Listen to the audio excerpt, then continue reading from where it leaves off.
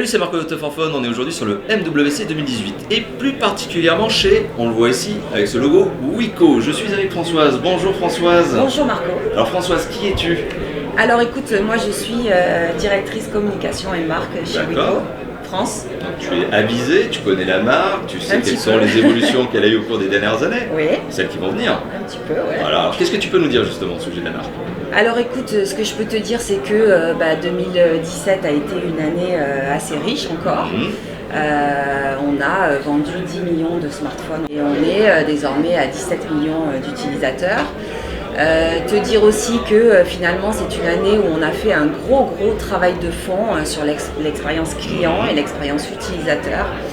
Alors l'expérience client parce qu'on a suivi, on a monté des outils pour faciliter ses choix, collecter ses feedbacks, identifier en temps réel un hiatus dans son parcours et être à ses côtés pendant, avant et après l'achat sur tous les canaux où il se trouve.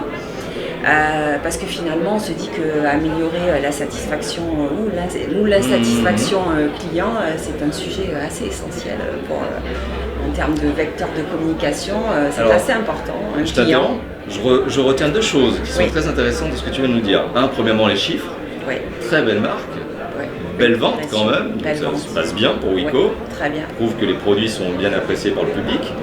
Mais vous avez quand même mis en place une cellule d'écoute du client et vous recevez, réceptionnez les avis des clients. Alors ça s'est traduit par des choses positives en plus, on l'a vu cette année. Alors ça s'est traduit, ça s'est traduit aussi par, on a aussi mené des études parce que tout ça, nos clients, on collecte leur feedback direct via notre site internet, via un tas de données qu'on a sur nos réseaux sociaux, etc. En physique aussi, quand on les rencontre lors de nos événements, lors de nos actions, des salons, etc. Et on a mené aussi des études de fond poussées sur leurs attentes, leurs usages et les attitudes finalement qu'ils ont envers les produits et les smartphones. Et effectivement, on a commencé un premier travail l'année dernière pour répondre à ces attentes, notamment en matière de photos et de vidéos. Je ne sais pas si tu te souviens, mais sur la gamme WIM, on était sur des fonctionnalités poussées en matière de photos et vidéos, notamment avec des partenaires comme DxO, Vident, Qualcomm, etc. Et là, je ne sais pas si tu as vu hier les annonces de cette année, mais pareil, un des usages qui est ressorti très fort cette année, c'est effectivement l'écran.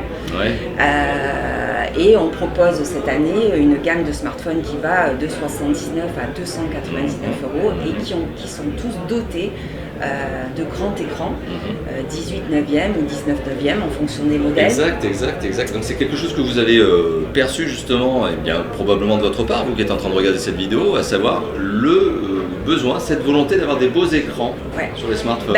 Clairement, c'est pas un usage qui va être révolutionné d'avoir un écran large aux bordures fines, etc. Sauf que ça implique un grand confort de lecture, un grand confort d'utilisation parce que tu te retrouves avec un smartphone en main assez compact, assez joli. Avec là on le voit, c'est le View 2. Là, c'est le View 2 Pro. Donc un des smartphones de cette nouvelle gamme où tu vois bien la finesse des bordures et tu vois bien quand même le confort d'écran. Avec une très intéressante découpe que l'on voit au-dessus justement. Très joli, Très intéressant. Un View 2 Pro d'ailleurs que vous retrouverez en vidéo sur la chaîne de Teuphophone bien sûr et que vous retrouverez prochainement en test, bien évidemment, vous vous en doutez. Voilà, et qui garde toujours un confort de prise en main qui est quand même assez optimum. Donc vous avez travaillé sur un certain nombre de témoignages, de retours clients, donc encore une fois de plus que vous avez pu fournir, parce que vous êtes aussi à l'écoute justement des commentaires, vous lisez les commentaires sur la chaîne. Donc ce qui est intéressant, c'est que justement vous avez écouté tout ça et vous avez écouté donc l'écran, vous avez écouté le design, on voit que vous avez travaillé sur le design. Il y a d'autres aspects que tu peux nous indiquer qui ont été travaillés par la marque? Écoute, on s'est posé beaucoup de questions sur certains usages, comme par exemple, je te donne un exemple, le selfie. Qui a l'air d'être passé quand même dans un usage commun, mais on s'est dit est-ce que véritablement c'est un axe ou pas? On s'est rendu compte quand même que oui, parce que globalement les gens, alors c'est pas que forcément que les gens sont très narcissiques sur notre marché, c'est simplement que c'est un usage convivial où tu te prends en photo avec tes amis, avec ta famille, etc. Donc ces smartphones sont notamment dotés d'appareils photo de caméra avant, ultra performante quand même. On est sur ce produit à 16 mégapixels sur la caméra avant. Vous avez des nouveautés à 16 mégapixels caméra frontale. Voilà, exact. Donc c'est pas forcément un axe qu'on va pousser quand on va parler du produit, c'est pas l'axe premier, mais on a voulu quand même intégrer ce type d'usage qui est ressorti quand même dans les études. C'est intéressant, donc en termes de com, vous n'allez pas pousser le fait que le téléphone est capable de faire du selfie de belle manière, mais il est capable. Non, en termes de communication, ce qu'on peut dire sur ces produits, et c'est un peu le leitmotiv de Wiko depuis la création de la marque, c'est qu'on est toujours sur un produit qui va allier la technologie, la meilleure technologie au meilleur prix possible, quel que soit le segment de prix. Qu'on parle d'un 79 € ou d'un 299 €, on est toujours sur un usage et une technologie qui a un bon rapport avec le prix qu'on propose.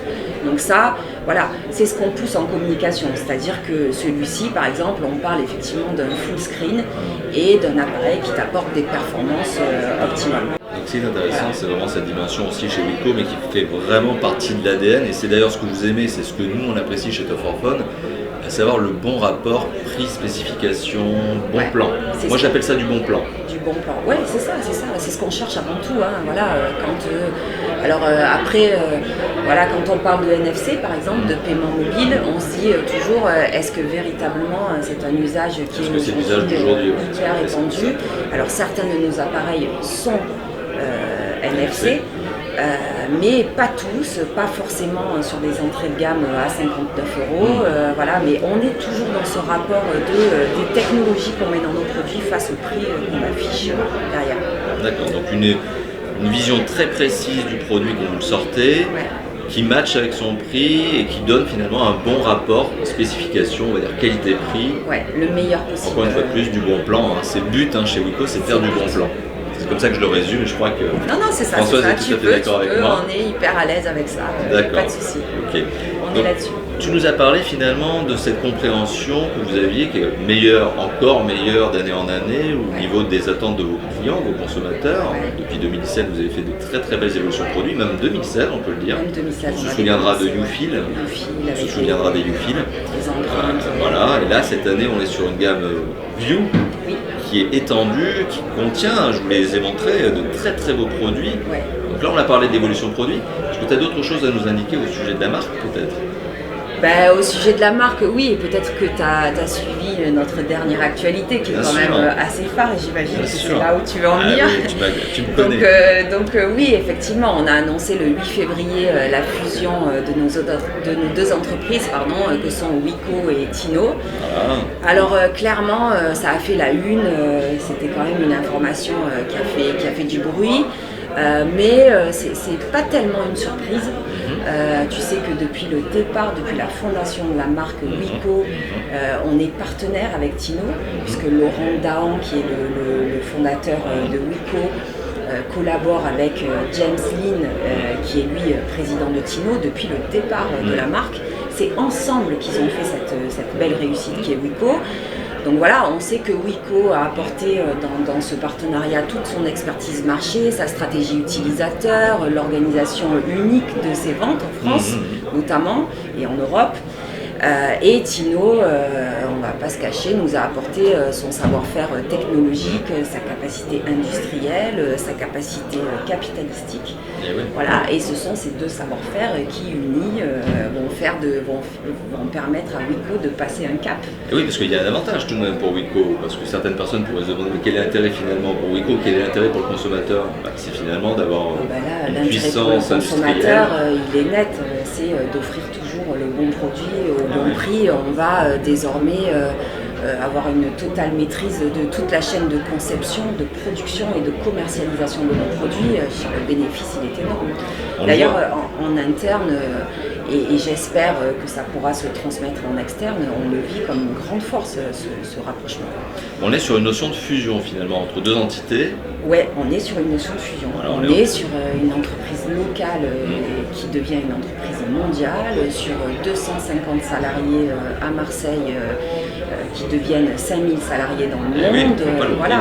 C'est que Tino est un industriel qui fait son travail, qui le fait bien depuis déjà plusieurs années. Depuis plusieurs années. Ça n'est qu'un avantage finalement. Ah, ce n'est qu'un avantage, c'est comme ça qu'on le vit en interne. Et j'espère que ça Et pourra... Wico reste malgré tout une entreprise basée à Marseille. Ah, c'est tout, on reste à Marseille. Française. On est bien français. Voilà. Et vous n'avez pas envie de quitter Marseille, qui est une très très belle ville. On n'a pas envie de quitter Marseille, et je vous avoue que pour être proche de James et de son équipe, ils n'ont pas envie non plus de quitter Marseille. La réussite de Wico s'est opérée ici, l'ADN, l'histoire de Wico est en France et notamment à Marseille. On n'a pas envie de changer tout ça. Il y a juste qu'aujourd'hui, on se met dans une position pour pouvoir affronter l'avenir de façon plus armée, on va dire, et donner, c'est une nouvelle ère pour Wico, donner un nouveau cap, c'était important. Oui, ça va vous permettre de vous consolider sur le marché, de montrer toujours votre stabilité, votre puissance justement sur le marché. Tout à fait. Et merci beaucoup Françoise. Merci beaucoup pour Merci d'être passé ces informations. Merci à vous aussi qui êtes en train de regarder cette vidéo. N'hésitez pas à commenter. Vous l'avez compris, Wico est très à l'écoute de ce que vous mettez en zone de commentaires. Donc n'hésitez pas à vous lâcher dans la zone de commentaires qui se trouve juste en dessous. Françoise vous le confirme. Françoise Lélie. Et merci justement d'avoir vu cette vidéo. N'hésitez pas aussi à la liker, la partager, donc commenter, je viens de vous le dire, à vous abonner à notre chaîne YouTube et on se dit à très bientôt. À très bientôt.